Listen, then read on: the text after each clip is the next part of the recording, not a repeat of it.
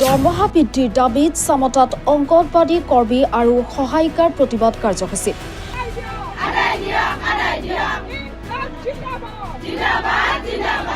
পশ্চিম নলবাৰী চামতাস্থিত পশ্চিম নলবাৰী সংহত শিশু উন্নয়ন সেৱা প্ৰকল্প কাৰ্যালয়ত আজি পশ্চিম নলবাৰী অংগনবাড়ী কৰ্মী সহায়িকা সন্থাৰ অন্তৰ্গত অংগনবাড়ী কৰ্মী আৰু সহায়িকাসকলে তেওঁলোকৰ দৰমহা বৃদ্ধিকে ধৰি বিভিন্ন দাবীৰ সমৰ্থনত প্ৰতিবাদী ধৰ্ণা কাৰ্যসূচী ৰূপায়ণ কৰে।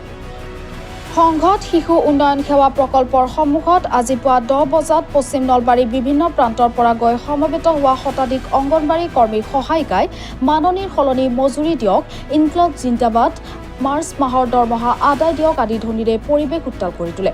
উল্লেখ্য যে সদৌ অসম অংগনবাড়ী কৰ্মীৰ সহায়িকা সন্থাৰ দীৰ্ঘদিনীয়া অসহযোগ আন্দোলনৰ কাৰ্যসূচীৰ ফলশ্ৰুতিত অসম চৰকাৰৰ মহিলা আৰু শিশু উন্নয়ন সেৱা সঞ্চালকালয়ে কৰ্মী সহায়িকাৰ মাননী বৃদ্ধিৰ এটি প্ৰস্তাৱ যুগুতিয়াইছিল যদিও আজিলৈকে চৰকাৰে এই প্ৰস্তাৱ কাৰ্যকৰী নকৰিলে। সেয়ে মাননী বৃদ্ধি কাৰ্যকৰী কৰণৰ দাবীত সন্থাই 15 ফেব্ৰুৱাৰীৰ পৰা প্ৰকল্প কাৰ্যালয়ত ধাৰাবাহিক অসহযোগ ধৰ্ণা কাৰ্যসূচী গ্ৰহণ কৰি আছে।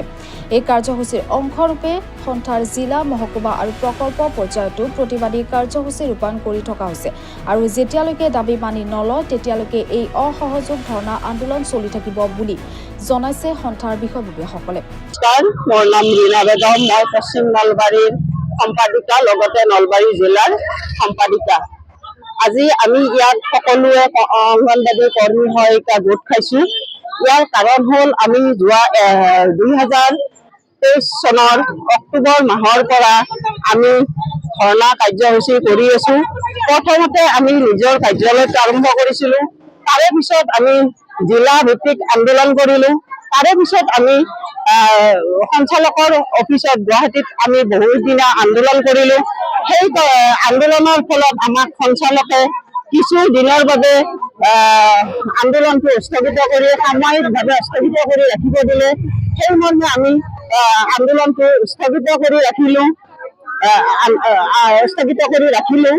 তাৰ পিছত আমাক আশ্বাস দিলে যে আমাক 10,000 টকা সঞ্চালক মহোদয়ে চৰকাৰলৈ প্ৰেৰণ কৰিছে, যে 10,000 টকা দিবৰ কাৰণে চৰকাৰলৈ প্ৰেৰণ কৰিছে প্ৰস্তাৱ। কিন্তু এই চৰকাৰখনে আমাৰ কোনো 10,000 টকাৰ কোনো উল্লেখ নকৰিলে, বাজেট গ'ল তাতেও কোনো উল্লেখ নকৰিলে।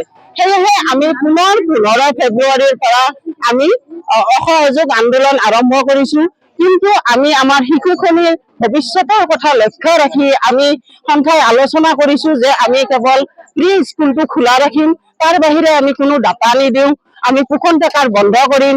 কিন্তু আজি আমি আৰু সমবেত হ'ব লাগিল বহুত দুখেৰে, কাৰণ আমি কাৰ্যালয়ৰ পৰা বহুত হেঁচা পাইছো, আমি পোষণ টকাৰ খুলিব লাগে আৰু মাৰ্চ মাহৰ মাননীখিনি আমাৰ বন্ধ কৰি থৈছে আৰু বিভিন্ন আমাৰ চাকৰিটো খেদাব, এনেকে বিভিন্ন সমস্যা সিহঁতে কৈছে। আমি বহুত সমস্যাৰে আৰু জৰ্জৰিত হৈছো, কাৰণ আমাক বহুত হেঁচা দিছে কাৰ্যালয়ৰ পৰা। সেইকাৰণে আমি আজি ইয়াত সকলোৱে সমবেত হৈ ধৰ্ণা কাৰ্যসূচী ৰাখিছো, যেন আমাৰ এই অসহযোগ আন্দোলনটো আমাক সফল কৰিবৰ কাৰণে কাৰ্যালয়ে কোনো ধৰণৰ হেঁচা নিদিয়ে।